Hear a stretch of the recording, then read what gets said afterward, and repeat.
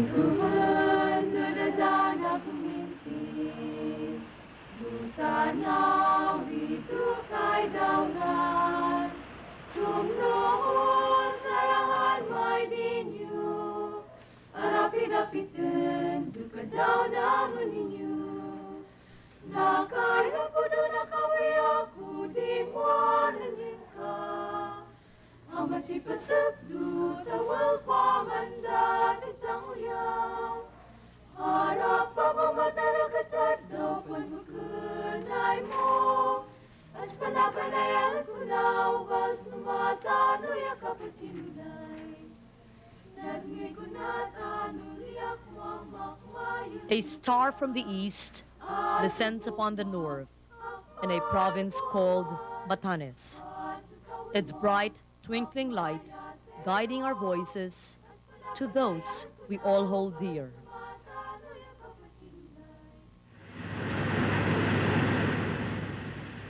From the furthest tip of the Philippine archipelago, beautiful Batanes, the star of the north, shines through.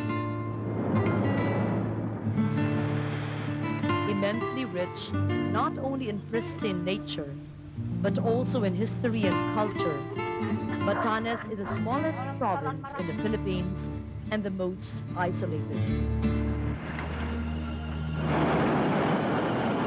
In Batanes, the forces of nature reign supreme.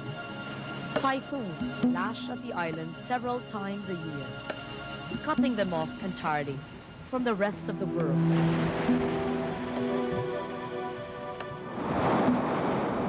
Everything in Batanes is shaped by the weather. The rugged cliffs, the rough seas,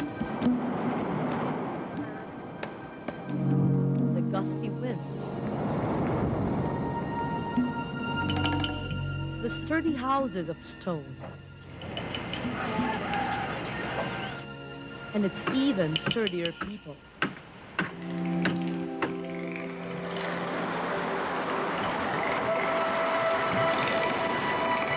The will to survive, to overcome, and to regenerate is the secret to the quaint and quiet beauty of Batanes. Practically all forms of life have adapted to the peculiar weather, especially the people, that hardy breed of men and women who proudly call themselves Ivatan. In Batanes, everything is a collective effort, from building a house to working the fields, to sending off a tataya into the open sea. But self-reliance can only go so far. The variety of crops that grow on its weather-beaten land is limited. The choppy waters and unpredictable climate discourage regular trade.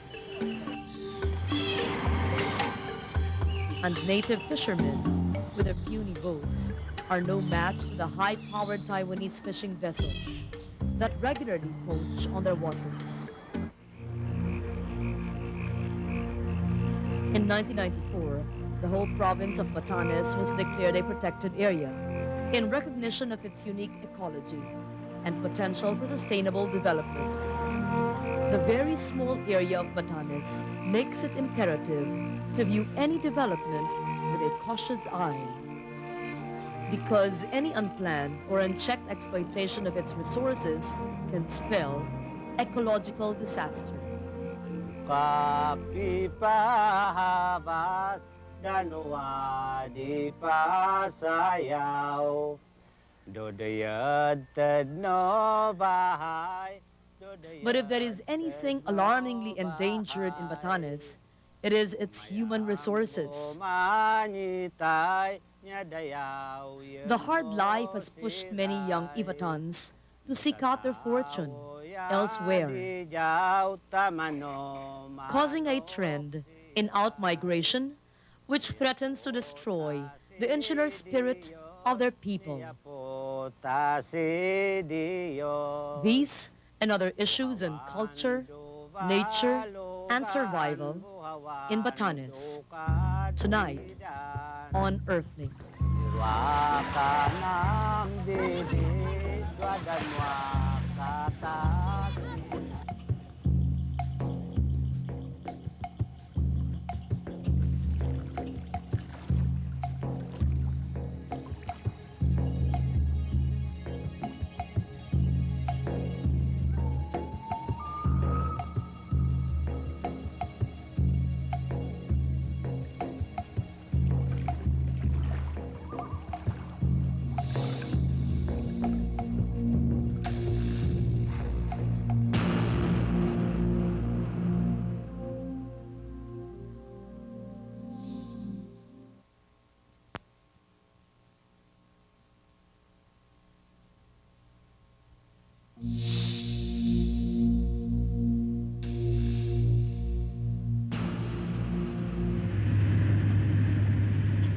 When Filipinos refer to the two farthest points north to south of the archipelago, they tend to say from Apari to Jolo, leaving out the farthest group of islands up north, collectively known as Batanes.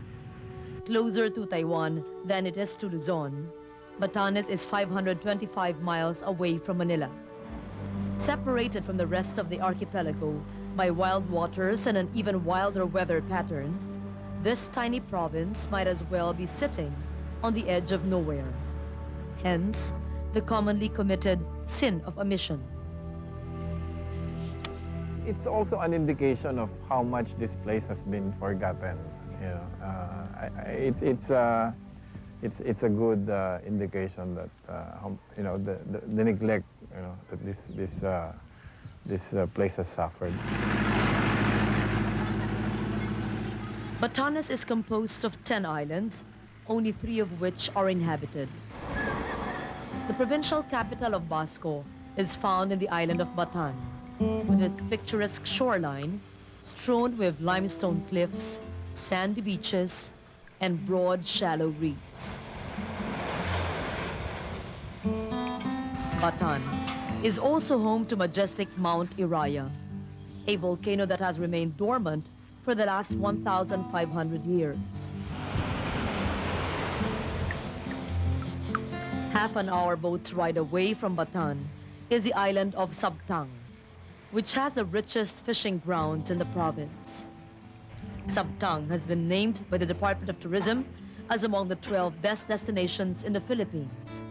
Its quaint villages, a living showcase of Ivatan tradition and cultural life. The largest and most inaccessible of the 3 main islands is Itbayat, which can be reached from Basco only by a 4-hour boat ride over choppy waters.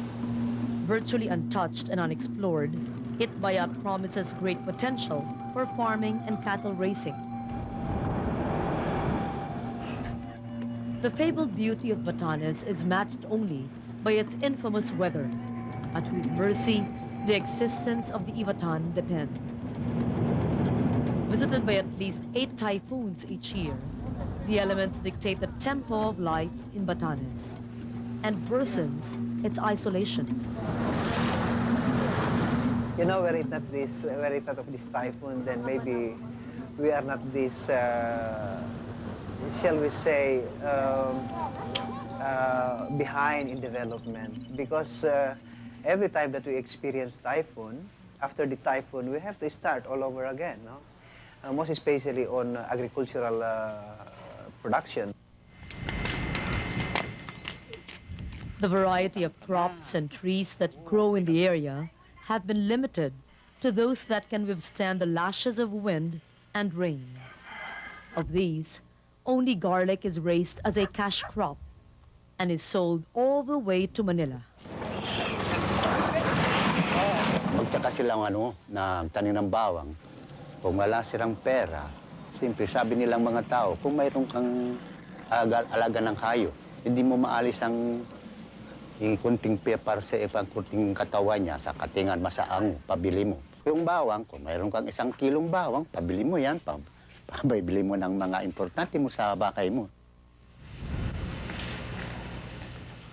Similarly, In terms of livestock, only cattle is raised for export. They thrive well in the province due to the open pasture lands and the cool climate that inhibits the outbreak of diseases. Goats, chicken, and swine are usually raised sparingly. And, as in the case of this little boy, they also substitute as pets. Ancient wisdom has taught the Ivatan they cannot lord over nature. So, they have learned to become one with the elements and with each other. It's been good because the people have been able to survive and develop the institutions, the practices, the customs, the values to be able to survive even without assistance or aid coming from the outside.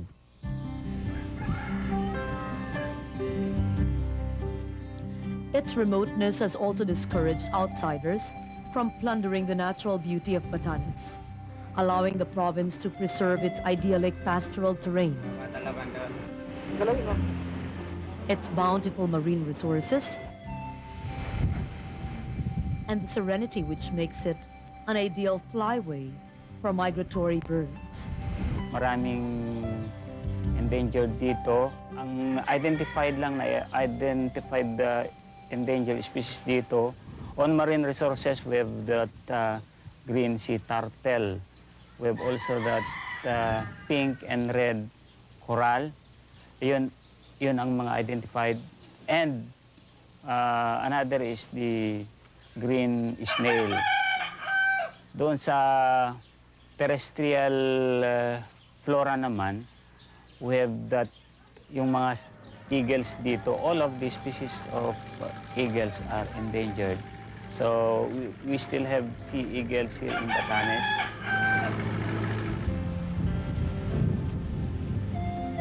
In 1994, Batanes was named one of the 10 priority sites in the Integrated Protected Area System, or IPAS.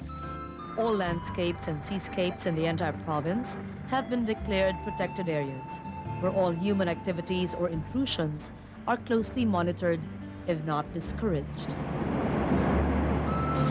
Everything in Batanes is marginal, and some part of Batanes is still untouched. And those untouched resources in Batanes should be left as is, so that by the next generation, hindi na mauubos yun.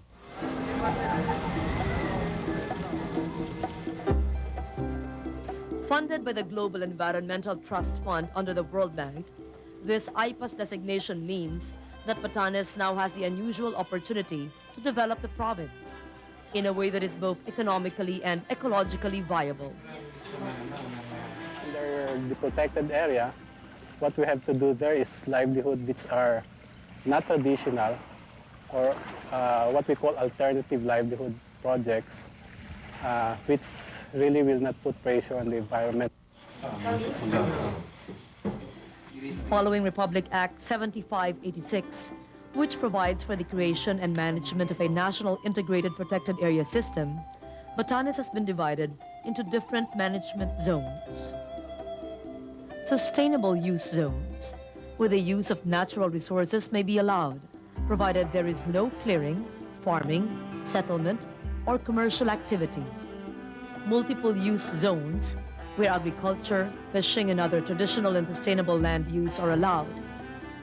Habitat management zones, which provide sanctuaries for rare, threatened, or endangered species of plant and animal life.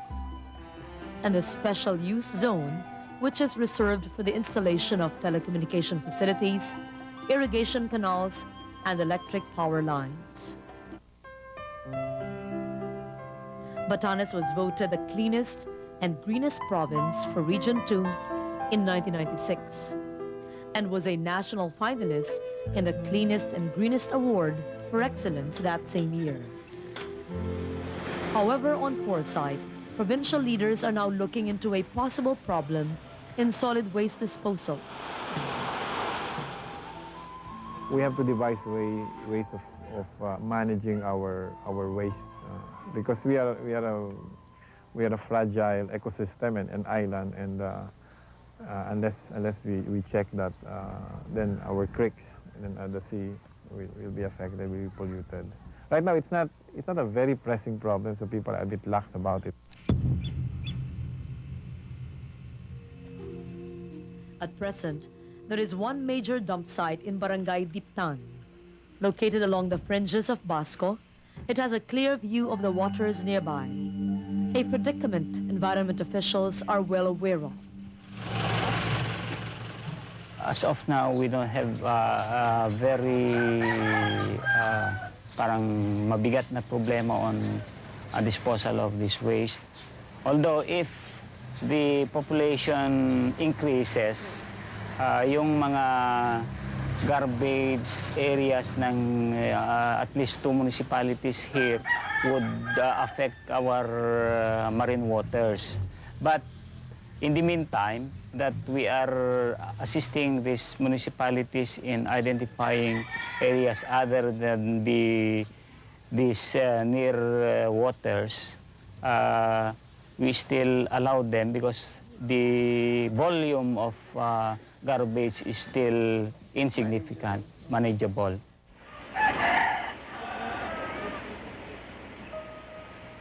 Both local and environment officials insist there are no pressing environmental problems in Batanes, at least not as much as in other parts of the archipelago.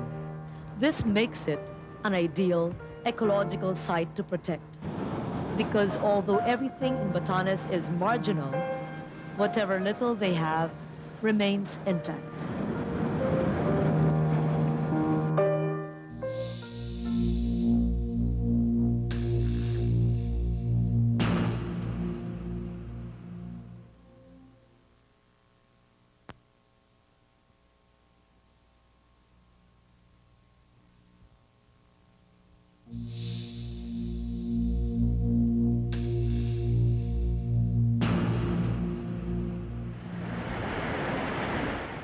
Lording it over the landscape of Batan is Mount Iraya, a volcanic peak that is almost always half covered by clouds and wrapped in the deepest green throughout the year. Dormant since 500 AD, Mount Iraya is home to a variety of rainforest vegetation, many of which are considered rare, if not very rare. For centuries, the Ibatans have kept Mount Iraya sacred, because in many ways, it is the lifeblood of the island of Batan. We need wood here, but we keep Mount Iraya intact because it's our source of water. It's also a source of lumber. So there is a practice here of utilizing, because we need lumber for the boats, you know. But people here respect the fact that, you know, the Mount Iraya is a critical source of water. The fact that water continues to be sparkling and abundant in Batan is proof enough of how Iraya has remained inviolate. In general, the forests of Batanes are somewhat different from those of Luzon, Visayas, and Mindanao. Forest trees in Batanes are small, low-set, and have thick leaves, having adapted to withstand the constant battering of wind and rain. Unlike in other provinces, the forests of Batanes are not threatened by big-time logging operations or widespread slash-and-burn farming. The Ivatans gather what little forest products they need and leave well enough alone. There's also this practice here now where they try to kaingin the area, then later also plant it with trees, with fast-growing trees, so it could be replenished. The Ivatans were quite comfortable with their traditional ways until the province became a protected area and all forest activities had to be accounted for. Nung araw, wala pang permit pumutol ng kahoy. Basta gusto kang pumupol ng kahoy nung araw, paggatong, paggawa ng bangka, basta sa sarili mo na. Pero ngayon, hindi ka basta-basta pumutol ng kahoy doon sa bukid kung hindi ka kumuhang permit sa DNR. Most of the Ivatan's lumber needs go to the age-old craft of boat making. For generations, the seafaring Ivatans have relied on their round-bottom boats for fishing or to ferry them from island to island. Built mostly by hand, these round-bottom boats are guaranteed to pitch and roll with the waves, even in hostile weather. These handcrafted boats are carved out of a tree called palomaria, the same material used for house building and other domestic purposes, which is why the Ivatans have made it a habit to cultivate these in family-owned farms.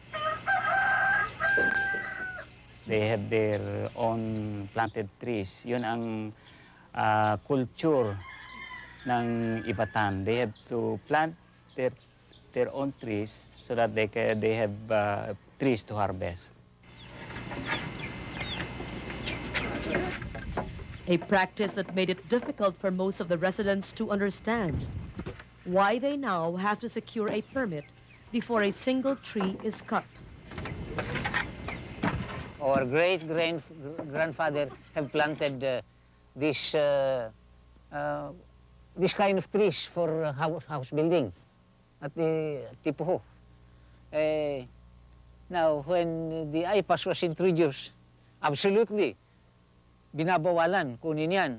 Otherwise, if you want to use it for your house building, you have to secure permit and at the same time, pay some amount.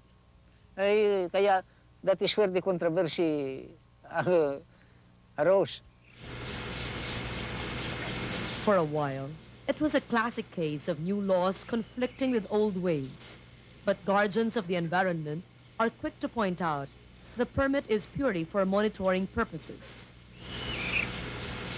The impression of the Batans nung una is that bakit nila pinagbabawalan sa pagputol sa kanilang tinanim na kahoy. But we should correct that impression because the DNR is not actually banning the cutting of what they have planted. We at the DNR only certifies that the trees they have cut are actually what they have planted, and where they have planted is really their own lot.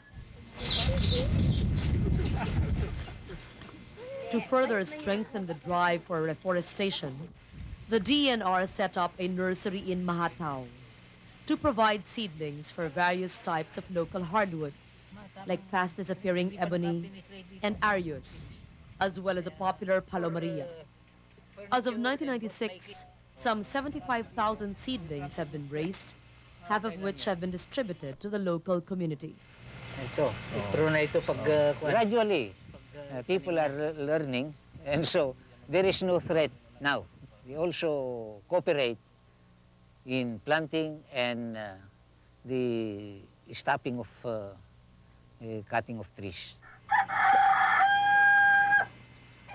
Reforestation is critical to Batanes, simply because there is very little forest cover to begin with. If not for the frequent storms and rains that visit the island, water shortage should have been a full-blown problem due to the lack of watersheds. Scarcity of land has forced Batanes to open up its woodlands to sustain grazing and agriculture. In Batan Island alone, almost 76% of the land has been opened up for use, sometimes at the expense of permanent vegetative or forest cover. And with birds of cattle constantly feeding on the grasslands, another concern comes to fore. Soil erosion is a problem. We are, I understand before, one of the top 10 in terms of places that have serious soil erosion problems. So that means we have to adopt an agricultural crop production technology that protects us from soil erosion. Fortunately for Batanes, the problem of erosion can still be arrested by the Ivatan's practice of fallowing, wherein croplands are left uncultivated for 2 or 3 years after harvest. Trees and bushes are also planted along the boundaries of their farmlands, not just to delineate boundaries, but also to keep the surface from eroding. Although still in a state of a precarious balance, the upland situation in Batanes is not as deep a concern as the rape of its waters by unscrupulous foreign fishermen.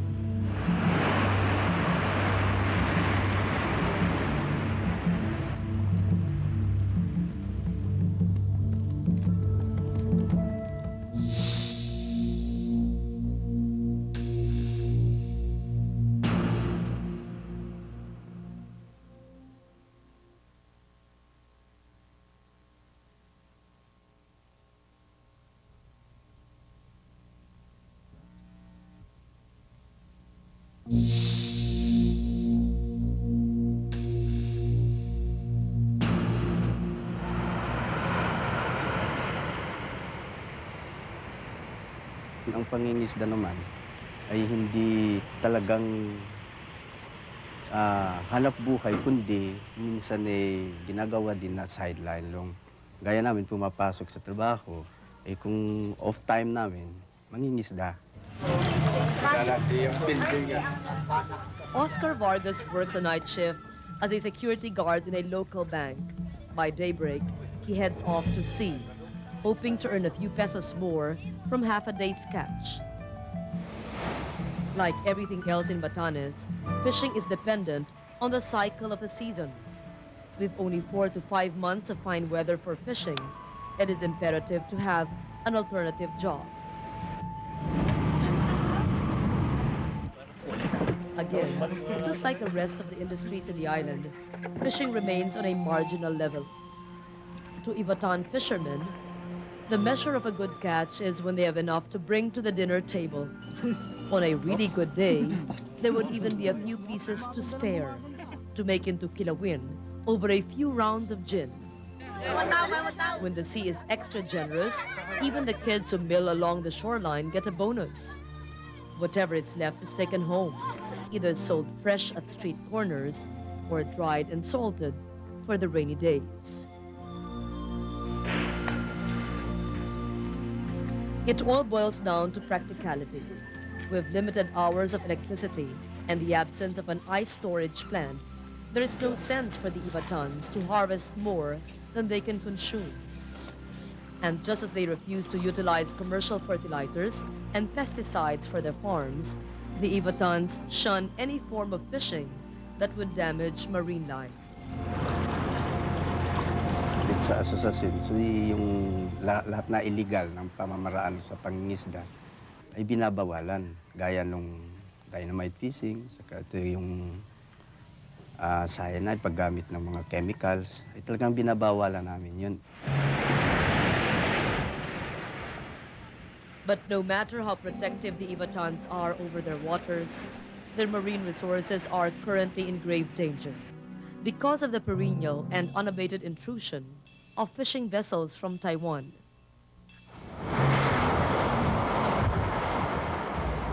Last year, 2 Taiwanese junks were apprehended near the waters of Sabtang. Sabi nila na napadpad daw, pero actually talagang they are caught fishing at this point. They were about 2 kilometers away from the shoreline. And as the testament of those boarding people who I requested to apprehend, they told us that they were really fishing when they boarded the junk. Not content with poaching over Philippine territorial waters, at one point, some of these Taiwanese operators even had the audacity to come ashore on the pretext of buying fish and recruiting Ivatan fishermen. Employ local fishermen and telling them that I will be trained as a fisherman. But actually, as I have interviewed the rest of these native people who boarded these Taiwanese fishing junks, hindi daw tinitrain at ginagawa lang silang pahinante. The municipal government rang the alarm bell on these activities when 2 Ivatans were reported missing after boarding Taiwanese junks. Nahulog daw. Yan ang pagkasabi sa amin. Hindi namin alam kung paano nagawa. Nandun na sila sa dagat. Hindi namin alam kung anong ginagawa ng kapatid ko. Her brother Delphin was only 20 years old when he disappeared somewhere in the open sea. Wala na kaming habol dahil wala kaming ebidensya kung paano siya, kung paano nagawa yung kapatid namin na nahulog, kung ano. Kaya wala kaming habol. In 1991, an executive order was created which established 2 sea lanes for the use of foreign fishing vessels. This was supposed to make it easier for the Philippine Coast Guard to monitor maritime activities in the area, particularly those of the Taiwanese. However, local fishermen believe the problem is far from over. Ang laging sinasabi ng mga opisyalis natin sa gobyerno, mag-rely tayo dun sa Coast Guard dahil sila ang talagang trabaho nila yun. Pero pag sinabi doon, ano nila, walang barko talagang available. Maski makita mo yung junk doon, wala ka naman pang habol eh. Wala rin, walang magagawa. Even more frustrating is that the few times local authorities manage to collar some Taiwanese poachers, all they can do is slap the intruders with a measly fine. Kayang-kaya nila kasi alam mo naman yung cost nung ano nila, nung or value ng nahuhuli nilang isda is in million. So isang puno lang nung ano nila, nung bodega ng junk. So kayang-kaya nila bayaran yun, yung 1,000 lang per fisherman they will pay if they are illegally entering these Philippine waters. Perhaps the situation would not be so lopsided if commercial fishing could be developed as an industry in Batanes. As it is now, their small boats and basic fishing gear cannot compete with the seaworthy vessels and sophisticated equipment of a Taiwanese. However, More local fishermen, even if they can afford to buy bigger fishing equipments, their problem is where to secure this bigger fishing boat during inclement weather, no? So saan nila itatago? So with that, the fishing sector is still in its marginal level. for all its breathtaking beauty, Batanes has no natural coves. Neither does it have any functional ports, except for the main port in Basco, which has no facilities for storing vessels during inclement weather. What we need really is a man-made cove, or what I call an all-weather port, where we are to construct a breakwater to enclose the port system inside, so that sea transport will be developed fully in the province. Not only can the all-weather port provide shelter for bigger fishing vessels and Navy patrol boats, it will also encourage more passenger and cargo ships to frequent Batanes, easing the isolation of the province and stimulating economic activity for the Ivatans. Once we have that, we could even be a contributor to the national government, or even to the people of Manila. Like, we can now maximize agricultural production in terms of livestock and even crops. The all-weather port is estimated to cost some 300 million pesos, a figure which a national government is not likely to indulge unless it can be matched with economic viability. Still, the governor would like to believe it is a worthy investment, instrumental not only in giving commerce a jump start, but also in saving the marine environment. Our water is very rich in terms of marine resource, no?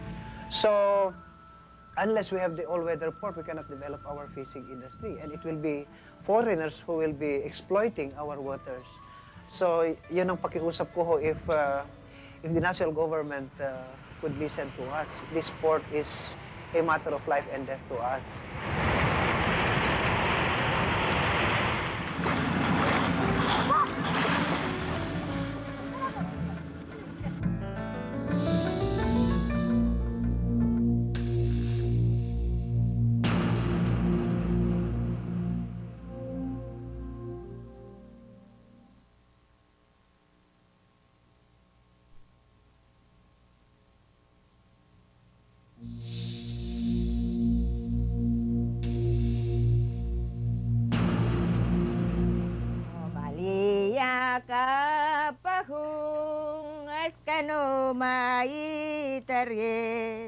One day, the wind howled and rain fell so hard, I began to feel miserable. So I went up the mountain to plant a seed. As I knelt before a marble stone, the seed grew into a tree, and I sought shelter under its shade.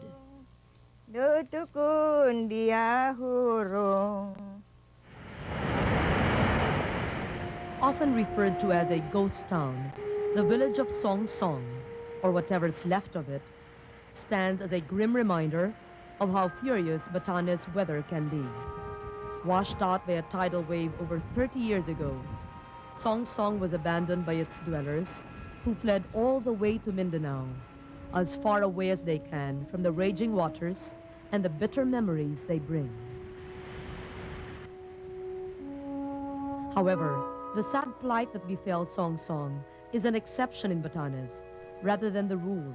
Residents along the same shoreline have learned from the lessons of the past. Lagi na kami magkikinig doon sa pag-asa na pagdating na ng bagyo, ay yung mga bahay namin, yung alam namin na pwedeng ililipad ng bagyo, tinatalian namin yan. Tulad halimbawa yung mga kogon, bubong namin, yan ang number 1 na tinatalian namin. As much as 13 layers of cogon and reeds serve as roofing for the typical Ivatan house. Its massive walls of mortar and stone are constructed to withstand the constant battering of even the fiercest storm. Cool during summer, yet cozy during the chilly months, which Ivatans refer to as winter, these stone houses add a unique touch to the rustic landscape of Batanes. Marami na akong sinamahang both Filipinos and non-Filipinos around Batanes. One of the main reasons why they come is they want to see something unique. Yung mga stone houses na yung mga ganito made of stone and lime, wala silang nakikitang iba. Despite the sweeping changes that have engulfed many of its neighboring provinces, Batanes remains virtually untouched by modern life. The advent of power came only 10 years ago and is available only on certain hours of the day. With limited access to modern conveniences, life in Batanes remains simple and unspoiled. Meron yung pumupunta sa bukid, meron yung pumupunta sa dagat na mangisda, tapos pagdating nila ng hapon, wala naman recreation dito, di matulog na lang, kaya marami ang mga anak dito dahil wala silang recreation. Tapos pag masama ang panahon, sa bahay na lang sila. Ganun ang pamumuhay dito sa amin. Self-reliance has become the cornerstone of Ivatan life because experience has taught them to literally save up for the rainy day. Visitors who want to shop for native produce are often surprised to find out that there is not a single public market in all of Batanes. Most families grow their own crops and catch their own fish. What little excess they have would find their way to street corners, where fresh goods are peddled by the piece instead of by the kilo. And like kites flying in the wind, slices of fish left to hang and dry under the sun are a common sight. These provide table fare when the sea becomes inhospitable to fishing. Stripped to the bare essentials, life in Batanes provides a refreshing alternative to battle-weary metropolites. We still have tourists who are coming to visit the place na full pack po sila, no? They have all the canned foods that they wish to take with them, and even water, no? Magdala sila ng sarili ng tubig. To their surprise, because when they come, kahit papano, well, of course, it's not typical city life, yung city food ang kakainin mo, but hindi ka magugutom dito. And the water is, shall we say, I think, kung quality na lang pag-uusapan, mas may quality kaysa yung mga bottled waters. Dito sa amin, yung peaceful. Tapos yung hindi naman polluted. Kahit pa ano-ano ka lang dito, mahiga ka sa daan, mahiga ka sa kung saan-saan, walang makialam sa'yo. The tranquility that envelopes Batanes is so overwhelming, it is almost unreal. Crime is practically unheard of. Homes are left wide open at all hours of the day, because theft is a strange word to the Ivatans. The only time they bolt their doors and windows is when a storm passes through. Religion is central to people's lives and is a vital force in shaping their values. Shots of gin over plates of marinated fish comprise what Ivatans would call a good time. There are no movie houses, no clubs, no gambling, and no prostitution. In a place where crime totals to about 3 incidents a year, policemen can afford to bike leisurely along, looking for drunks and stray dogs. Poverty is not an issue in Batanes because all the basic needs of its citizens are met. Batanes was recently chosen the most promising province by the United Nations Development Program for providing measurable effort in achieving basic education and primary health care to its constituents. In Batanes, anyone who works, eats. There are no squatters and no beggars. Yet, in the eyes of the national government, poverty can be seen at how time seems to have stood still for the province. Identified as one of the 16 poorest provinces in the Philippines, Batanes has been eyed for priority intervention by the Presidential Council for Countryside Development. A welcome sign of progress, but acceptable to the Ivatans only if it comes with a conscience. Of course, we want progress, but what kind of progress and at what pace and at what cost, no? We feel that, Batanes has a unique contribution in terms of building a community that has distinct values, respect for all people, respect for nature, respect for the balance of nature. Certainly, we do want development, but development in our terms, on our terms.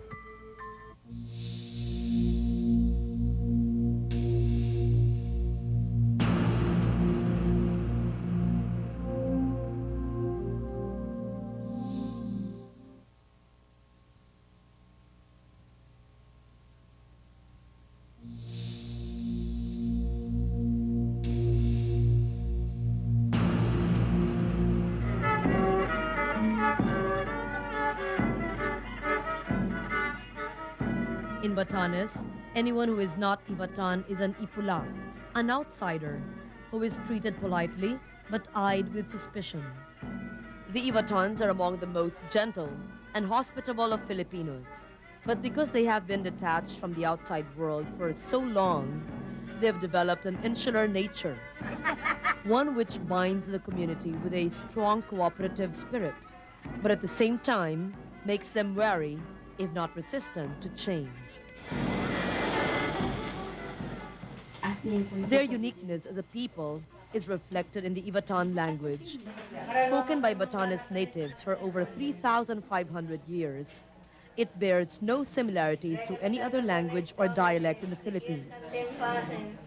Much of the Ivatan's oral history is preserved in the Laji, or lyric folk songs, which were never written down and reside only in the memories of a vanishing generation.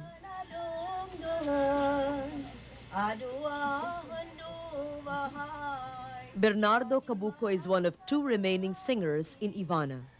He also believes he might just be the last. Yung mga bagong tao, ayaw na sila mag-aral niyan. Pagka ako'y wala na siguro, mabuti kung mayroon pang marunong na panibago, yung huli na sa akin. Mang Bernardo says he learned the art of singing Laji as a teenager, but claims he cannot see the same interest in today's generation of young Ivatans. Perhaps it is because both words and music have to be learned solely by ear, and in a language that is no longer common fare. Kahit na alam nilang kansyon, hindi nila maintindihan. Kahit alam nila, kung hindi na alam ang tono, wala rin. Tuhan duda na kami, duda na rito. Despite a vanishing tradition, the voices of youth still ring over Batanes, as exemplified by its ambassadors of music, the Coro Ivatan. A veteran of Philippine and ASEAN choral competitions, the multi-awarded youth choir is now facing a crisis that is not uncommon in Batanes, losing its members to the call of higher education. At the time we started the choir, they have to be in the elementary. Later on, when they were organized as Coro Ivatan, hindi na po pinalitan ang mga bata. Regardless of the year level where they are, we have to keep them. Because it's so hard to start training another group of children to put together with the old members of the choir. From an original group of 30, the Coro Ivatan has dwindled to about a dozen singers as older choir members move to Manila for their college education. It is a trend common to Batanes, where literacy is pegged at an impressive 97%, and studies make up the major preoccupation of young minds. Yung mga nasa city, syempre maraming mga amusement, nagpumunta sa nanonood sila ng mga movies, gano'n, may mga outing sila. Pero dito, konti lang, magpupunta lang kami sa mga picnics, Saturday, Sunday lang. Ganun lang, pero pag everyday, wala, diretso sa bahay, study ka agad. Over the years, their thrust for higher knowledge have lured Ivatan youth to Manila and other academic centers. Sadly, many of them have chosen never to return. If they find better jobs somewhere else, then we are not expecting them to return. We do not force them to come back because we know that in Batanes, jobs here are so limited, it's so small place, and jobs could not afford to accommodate them. With limited commercial and industrial establishments, time was when there was little else an Ivatan college graduate could come home to except to go back to farming or fishing. And with the trend of out-migration came the problem of a vanishing culture. To a point na we forget sometimes our dialect, our language. So if that language, which is our major link among each other, then mawawala yung peculiarity namin. Fortunately, changes brought about by the advent of electricity, as well as improvements in infrastructure, communication, and transport, have allowed Batanes to upgrade its employment opportunities and enticed its young people to stay. And for those who have chosen to serve their province, life remains a balancing act between pushing a pen and pushing a plow. The Ivatans, even the mayors and the governors, go to the farm after office hours. Even if we are already professionals, we also have ample time to go to the field and share in the farm work. No matter how high up in the professional ladder they may be, Ivatans cannot afford to be dependent on a 9-to-5 job for very practical reasons. People might be too concerned on education, but then they would not be able to apply it for practical reasons. I guess since most typhoons visit our country, we would be forced to work hard in the field because otherwise we wouldn't have anything to eat. Just as the world is beginning to discover Batanes, Ivatans are gradually learning more about their history as a people. In Itbud, the local elementary school has become the repository of ancient burial jars, which were excavated by accident during a road widening project. Although yet to be carbon dated, experts who have examined the artifacts say they are definitely from pre-colonial origin. And where there are burial jars, there ought to be burial grounds. By the foothills of Mount Iraya, ancient Ivatans have created a sacred memorial to their forebears in the form of boat-shaped grave markers. First discovered in 1994, these burial sites are marked with stones laid down to the shape of a tataya and are pointed towards the open sea. But despite the unique charms of the province, tourist inflow remains limited in Batanes. The lack of regular transport in and out of the province is one factor. Commercial flights from Manila are scheduled 3 times a week, but the slightest change in wind direction can immediately cause delays, or worse, leave a visitor stranded indefinitely. No passenger boats ply the area, also because of the unpredictable weather, with cargo vessels making up the only form of sea transport, delivering consumer goods and merchandise to the islands. But for the Ivatans, it's just as well. Despite the potential for tourism in the island, its leaders prefer to leave well enough alone. The word tourism, for some of us, we get repelled by that because we are afraid about what may happen to Batanes, like what is happening to some famous tourist destinations where, the community has disappeared. Again, this fear of opening up entirely to outsiders is brought about by the Ivatans' natural tendency for survival. This time, to preserve their cultural identity as a people. We are not yet prepared in terms of facilities, in terms of people accepting tourists. No, we had some experience in other tourist destinations where the ill effects of tourism are very much prevalent. No, and there is really a need. What I would like is that when tourists come to a place, it should be tourists. It should be tourists who should be influenced by the resident, then the other way around. And for the few who have dared to brave the elements and enjoy the rugged splendor of Batanes, the islands might as well be one of nature's best-kept secrets, at least for the moment. For the people, a couple of technology would be good, but I would not necessarily say that the Batanes would need a lot of tourists to come over here. Too many things would change by then. Let's just leave it as it is.